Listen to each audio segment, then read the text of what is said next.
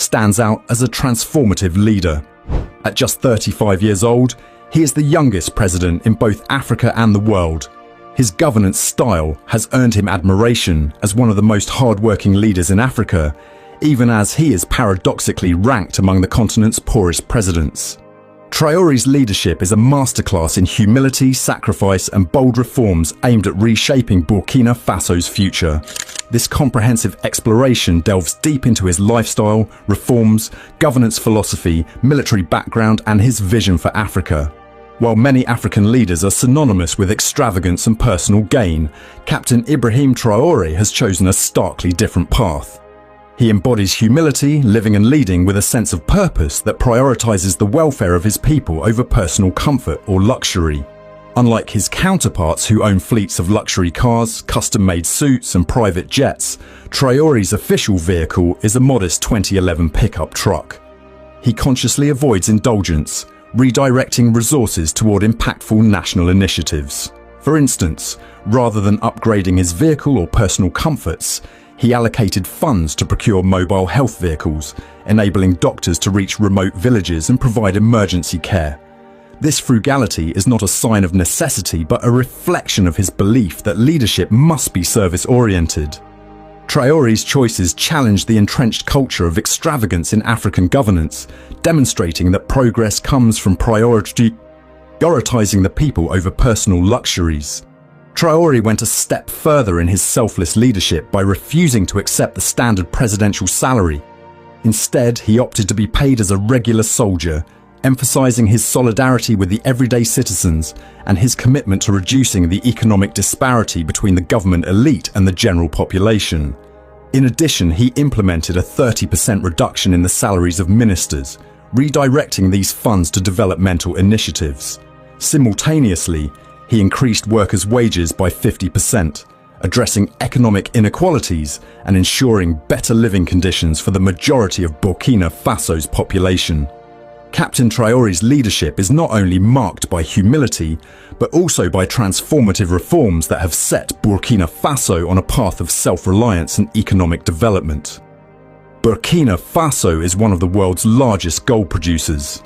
Yet, for decades, it lacked a domestic refinery, exporting raw gold to Europe for processing and losing substantial economic value in the process. Recognizing this inefficiency, Traore commissioned the construction of a gold refinery. This initiative aims to retain wealth within the country, create thousands of jobs, and significantly boost the national economy. By focusing on value addition and self-reliance, Traore has laid the groundwork for long-term economic sovereignty. Another glaring inefficiency Traore addressed was Burkina Faso's reliance on imported tomato paste, despite being a significant exporter of raw tomatoes. To tackle this, he initiated the construction of a tomato processing plant. This facility will produce food products locally, reduce dependency on imports, create jobs, and enhance food security. The plant is emblematic of Traore's commitment to leveraging Burkina Faso's resources for the benefit of its people. Healthcare is a cornerstone of Traore's vision for Burkina Faso. He has commenced the construction of an $80 million world-class hospital to provide advanced medical care to the population. This facility, developed in partnership with the private sector, reflects Traore's focus on efficient and sustainable public services. In this month alone, Traore inaugurated 2 factories designed to generate billions of dollars in revenue and create thousands of jobs. These facilities are part of a broader strategy to industrialize Burkina Faso and reduce its dependency on foreign aid and imports. Traore's governance philosophy is deeply rooted in the principles of accountability, humility, and service to the people. His actions consistently reflect his belief that leadership is a responsibility, not a privilege. Traore has repeatedly emphasized that the government belongs to the people. He has openly supported citizens' right to protest, even against his own administration, highlighting his belief in accountability and the importance of public opinion. His willingness to engage with dissent and criticism is a sharp departure from the authoritarian tendencies often seen in African leadership. This openness fosters trust and strengthens the bond between the government and the people. By reducing ministerial salaries and redirecting funds to public projects, Traore has demonstrated a commitment to fiscal discipline and efficient governance. His administration's focus on cutting excesses sets a new standard for leadership in Africa. Traoré's rise to power is deeply intertwined with his military career, marked by acts of courage and strategic leadership.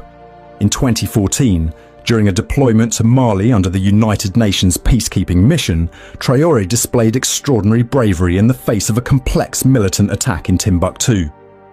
His leadership during this mission earned him respect within military circles and showcased his ability to inspire confidence under pressure. Since becoming president, Traoré has prioritized rebuilding Burkina Faso's military to counter terrorist threats.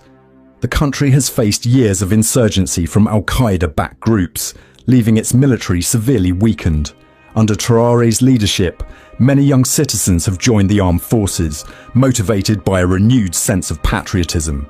Additionally, he has sought security partnerships, including assistance from Russia, to strengthen Burkina Faso's defences and reclaim territories lost to insurgents. On the global stage, Traoré has become known for his bold critiques of African dependency on foreign aid and the influence of imperialist powers. At the 2023 Russia-Africa Summit, Traoré delivered a powerful speech condemning the culture of dependency among African leaders. He called on his peers to prioritise the needs of their people over appeasing foreign powers. His remarks, including a critique of African leaders who act as puppets of imperialists, resonated deeply across the continent. By advocating for self-reliance and economic independence, Traoré has positioned himself as a transformative figure in African politics. Captain Ibrahim Traoré's leadership transcends Burkina Faso. His vision for self-reliance, humility, and transformative governance offers a roadmap for a new era of African leadership. In a continent often marred by corruption and inefficiency, Traoré's example challenges the status quo. His focus on service, sacrifice, and accountability sets a powerful precedent for future leaders. His question, whether it is better to be poor and hardworking or rich and ineffective, captures the essence of his leadership. For him, the answer is clear. True leadership lies in serving the people and prioritizing their welfare. As Burkina Faso moves forward under his guidance, Captain Ibrahim Traoré's legacy is already taking shape. He has not only transformed his nation, but also inspired a new generation of leaders across Africa to embrace humility, vision, and integrity.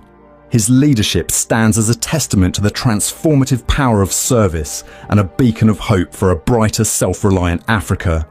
Captain Ibrahim Traoré's approach is a stark departure from the norm in African leadership.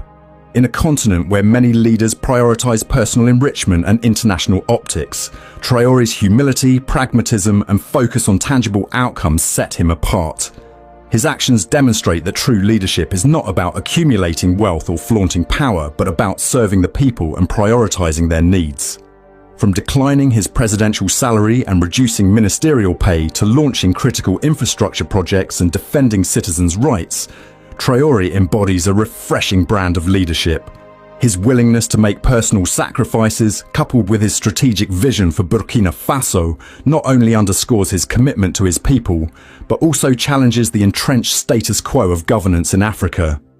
As Burkina Faso continues to navigate the challenges of insurgency and economic development, Traoré's presidency serves as a powerful reminder that genuine leadership is measured by its impact on the people, not by the luxuries it affords. His example forces us to reconsider what it truly means to lead, and whether being poor in material wealth is in fact a richer legacy. Captain Ibrahim Traoré represents a new wave of African leadership that prioritizes action and humility over wealth and spectacle. His choice to forego luxury in favor of investing in critical infrastructure, such as mobile health units, underscores his commitment to improving the lives of ordinary citizens. While his peers indulge in lavish lifestyles to project their perceived success, Traoré has demonstrated that true leadership lies in serving the people, not in flaunting material wealth. This contrast invites deeper reflection. Should leadership be measured by one's riches or by the tangible impact on the lives of citizens? Traoré's example suggests the latter. His presidency challenges the status quo and redefines what it means to lead in a continent often marred by corruption and excess.